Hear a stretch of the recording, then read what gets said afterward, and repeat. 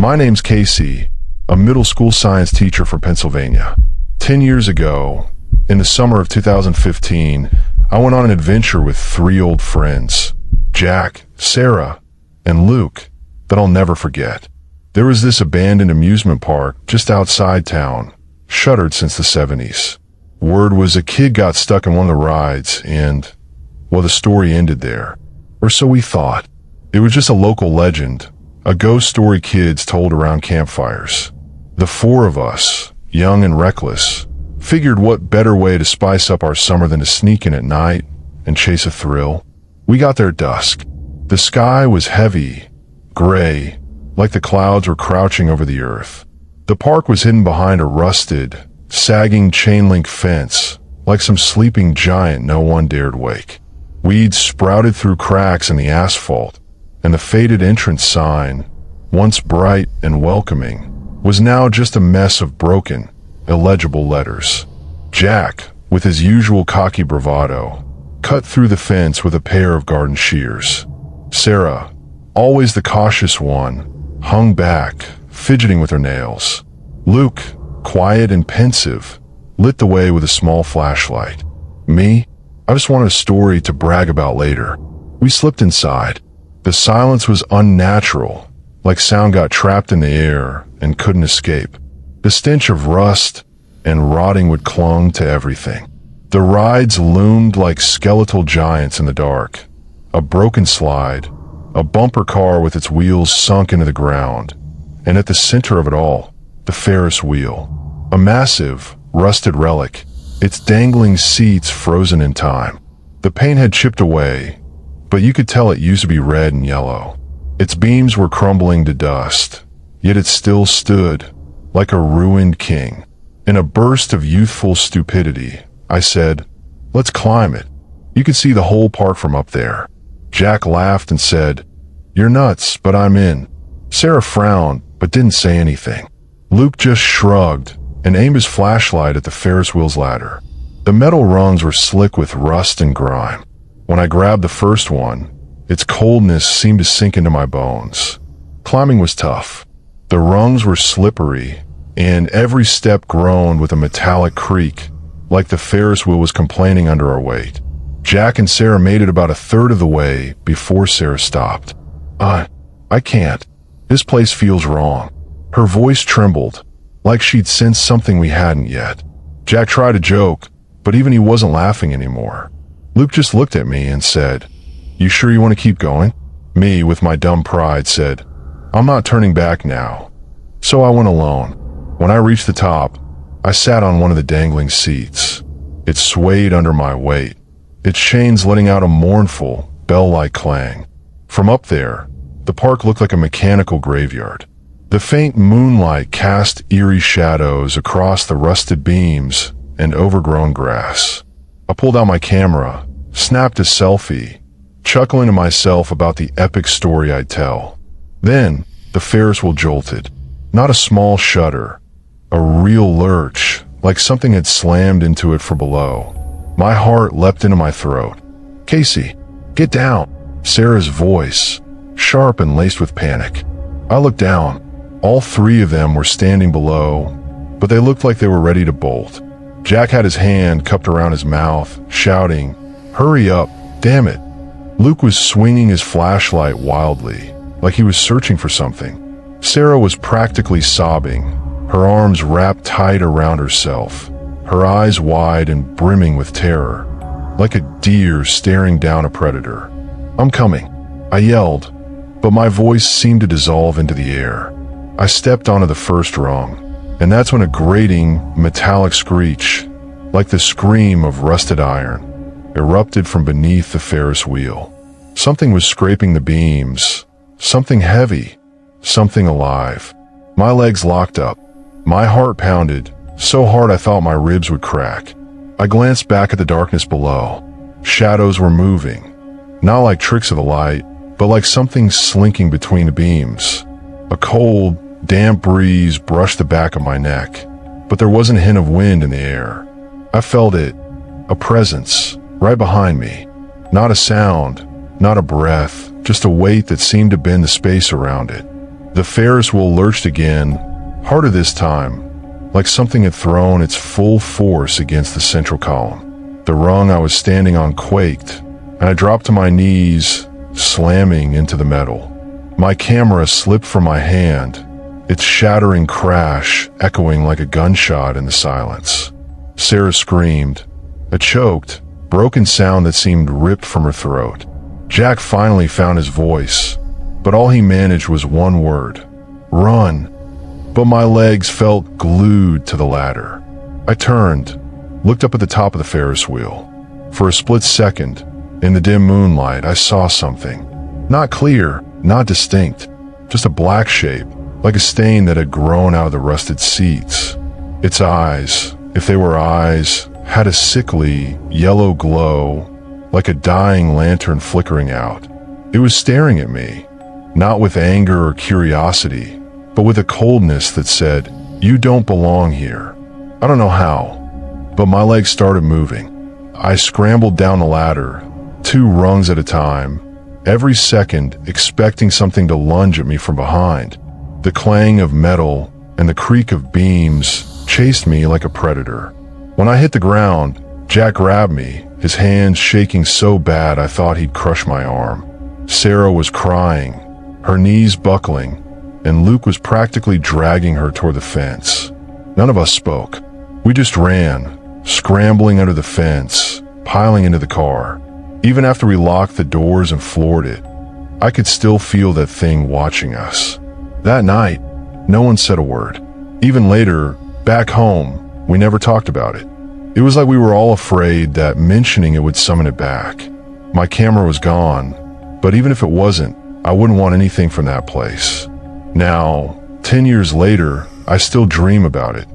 That shape, those yellow eyes, and the heavy feeling that it's still out there, waiting. In class, when my students ask me about weird stuff, I can't meet their eyes, because I'm terrified that if I talk about it too much, whatever I saw that night might hear me.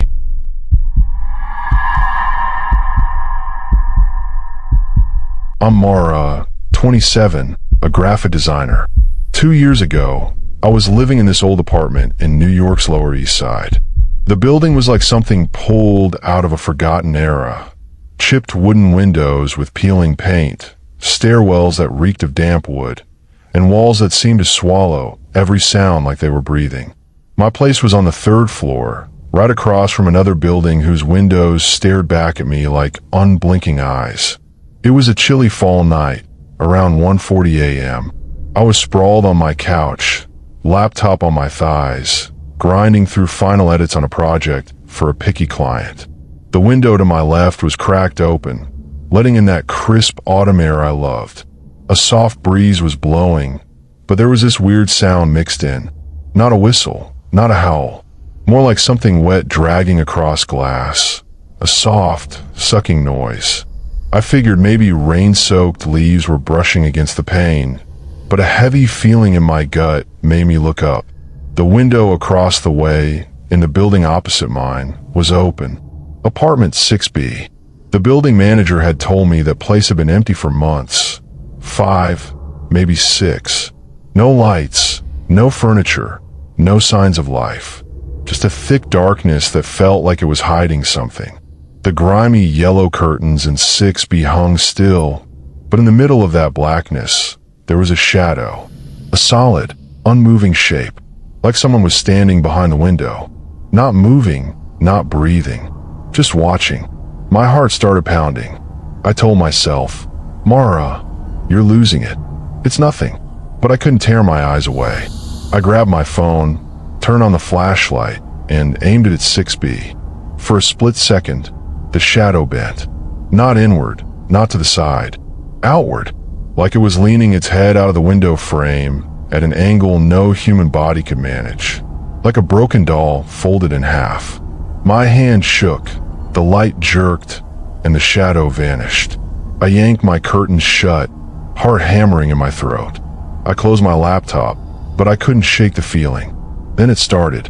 Tap, tap, tap, like someone was flicking a nail against my window. Soft, rhythmic like a sick lullaby. I held my breath and listened. Every time I turned off my phone's light, the taps got louder. Tap, tap, tap, like something out there was waiting. I didn't sleep that night. Kept the lights on, curtains drawn tight. When the sun finally came up, I mustered the courage to go downstairs and check 6B. The lock was rusted, like it hadn't been touched in years. I knocked, but there was no answer. I got the key from the building manager and opened the door. The place was empty.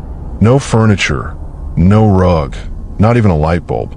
Just dust and the smell of decay. But on the wall across from the window, scrawled in something dark, maybe charcoal, maybe something else, were the words, "When you turn off the light, I saw you better." My stomach churned. I locked the door and went back upstairs. I moved out that week. Now, every time I see an open window, especially at night, I feel like there's a shadow behind it. And sometimes, just sometimes, in the dead quiet of the night, I hear it. Tap, tap, tap.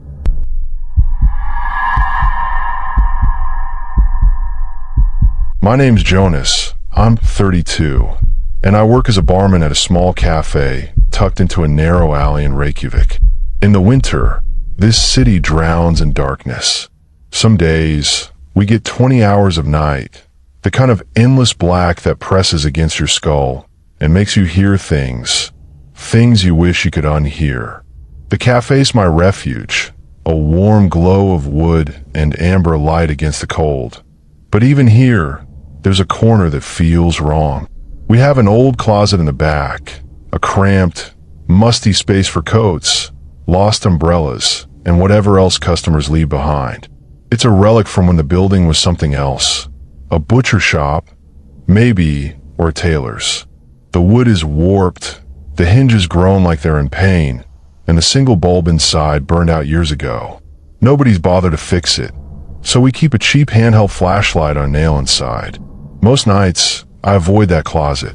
It's not just the dark, it's the way the air feels heavier in there, like it's holding its breath.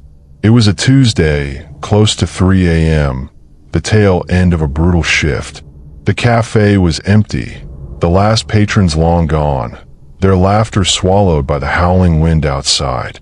Reykjavik's winter nights are merciless, gusts that rattle the windows and a cold that claws through your bones. I'd locked the front door, wiped down the bar, and was about to head home when I realized my phone was missing. I retraced my steps, the counter, the sink, the register. Nothing. Then it hit me. I'd been in the closet earlier, grabbing a scarf someone left behind. My phone must have slipped out of my pocket. I hesitated at the closet door. It's just a door, I told myself, just a creaky slab of wood with a brass handle that sticks. But my skin prickled, like my body knew something my brain didn't. I grabbed the handle, the metal icy against my palm, and yanked it open. The darkness inside was absolute, a solid wall that seemed to push back. I fumbled for the flashlight, my fingers brushing the splintered wood until I found it. The beam flickered to life, weak and yellow, barely cutting through the gloom. The closet smelled of damp wool and something sharper, like old copper. Coats hung on rusted hangers, swaying slightly as the draft from the open door slipped in. My eyes scanned for my phone, the beam darting across scarves and a lone mitten. Then I saw it, a brown overcoat, hanging near the back. It was heavy, old-fashioned, with wide lapels and buttons that looked like they belonged on a sailor's jacket. I froze. I'd worked the entire shift, and not a single customer had worn anything like that. Not tonight, not ever. The coat was wrong in another way. Its hem was wet, glistening in the flashlight's glow, like it had been dipped in a puddle. But the floor was bone dry, and there was no way water could have gotten in. I stepped closer, my boots scuffing the warped floorboards. The air grew colder, tighter, like I was sinking into a frozen lake. I crouched to check the coat's label, hoping for a name, a clue. That's when I noticed the bottom of the coat wasn't just wet, it was dripping. Slow, deliberate drops, hitting the floor with a faint tap, tap, tap. My breath caught. There was no pipe, no leak, nothing to explain it. I stood, my hand shaking so bad the flashlight beam danced across the closet. The light caught the coat sleeve, and I swear, God, I swear, it moved. Not a sway from the draft, but a slow, deliberate twitch, like something inside was flexing. My heart slammed against my ribs. I told myself it was nothing. A rat. Maybe, or my eyes playing tricks in the dark. I forced the beam back to the sleeve, and it was still moving, a faint, rhythmic pulse like a finger tapping from within the fabric. I should have run. I should have slammed the door and never looked back. But I couldn't move. The air was too thick, pressing me in place. And then I heard it. A breath. Not mine. A short, wet, rasping sound, like air trapped between throat and nose. It came from the coat, right beside my ear, so close I felt the faintest brush of warmth against my cheek. My knees buckled. The flashlight slipped from my hand, clattering to the floor, its beams spinning wildly before going out. The darkness was total. The breathing didn't stop. It was louder now, deliberate, like whatever was in that coat was testing me, waiting to see what I'd do. I stumbled back, my shoulder hitting the door frame, and groped for the handle. My fingers closed around it, and I yanked the door shut with a force that rattled the hinges. The sound of the lock clicking felt like a gunshot in the silence. I didn't sleep that night. I sat in the cafe, lights blazing, clutching a coffee I never drank, until the first gray light of dawn crept through the windows. When I finally worked up the nerve to check the closet, the coat was gone. No wet stains, no drips, no trace. My phone was there, tucked behind a scarf, like it had never been missing. I told my boss, then a coworker. They laughed it off. "Jonas, you're working too many late shifts," they said. But their eyes didn't laugh. They avoided that closet after that, same as me. I still work at the cafe. I have to, but I never go near that closet alone, and I keep the flashlight in my pocket now, not on that damn nail. Some nights, when the wind dies down and the cafe is quiet, I hear it, a faint, wet drip, or the creak of a hanger shifting in the dark. And sometimes, when I'm locking up, I feel it again, that warm, rasping breath, just behind my ear, waiting for me to turn around. Imagine it's 3 a.m. Everything's silent, except for a faint drip, drip, drip from a dark corner. As this story lingers in your mind, think, maybe you've got a terrifying tale of your own. Something that creeps into your thoughts in the dead of night, making your skin crawl. If you're brave enough, share your story in the comments. We might feature it in our next video. Or if you crave more chills, smash that subscribe button and ring the bell. The darkness is full of stories, and we're just getting started. Just don't forget, some tales follow you home.